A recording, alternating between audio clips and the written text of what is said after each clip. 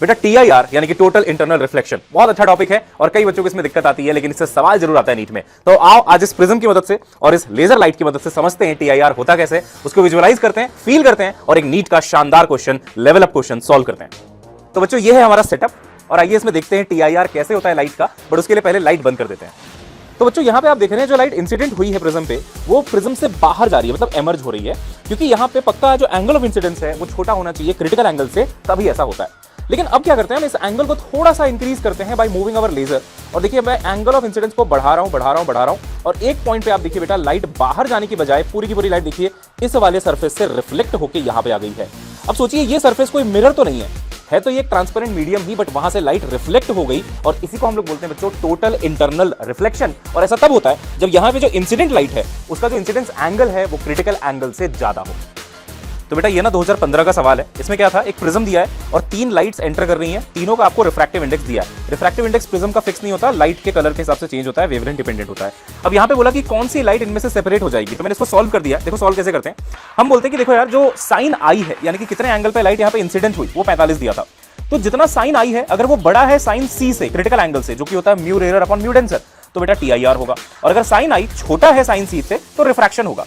अब देखिए हमने ना तीनों चीजें यहां पे निकाली हैं। यहां पे देखिए हमने तीनों कलर्स के लिए टेबल बनाया। साइन आई, अब सारे एंगल्स मतलब सारे कलर्स जो हैं 45 डिग्री पे एंटर हुए हैं, तो साइन आई की वैल्यू होगी बेटा 1/√2 साइन 45, √2 होता है 1.41। तो देखिए सभी के लिए साइन आई सेम रहा, लेकिन साइन सी एक बार आप देखिए, तो साइन सी में आप देखेंगे तो क्रिटिकल एंगल में म्यू रेयर और म्यू डेंसर, म्यू रेयर मतलब हवा का रिफ्रैक्टिव इंडेक्स 1 और रेड कलर का रिफ्रैक्टिव इंडेक्स दिया 1.39।